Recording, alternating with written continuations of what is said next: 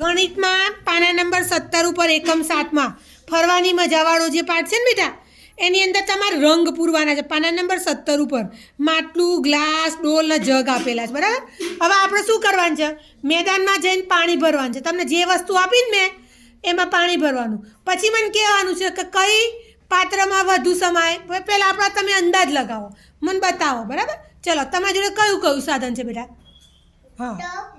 હા, તો પાણી શેમાં વધુ સમાશે? વેલનો. અને આમાં? Very good. ચલો બતાવો. હા, પાણી વધુ શેમાં સમાય? લોટામાં.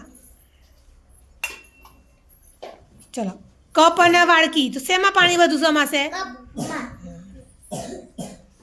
બોલો, વધુ શેમાં સમાય? હા, અને આમાં કેટલું સમાશે? ઓછું. બતાવો. હા, પાણી વધુ શેમાં સમાય અને ઓછું? રબાકી ના કહેવાય, રકાબી કહેવાય. ચલો ભાઈ, ઓછું શેમાં સમાશે? ચમચીમાં. અને વધુ? ડબ્બામાં. બતાવો.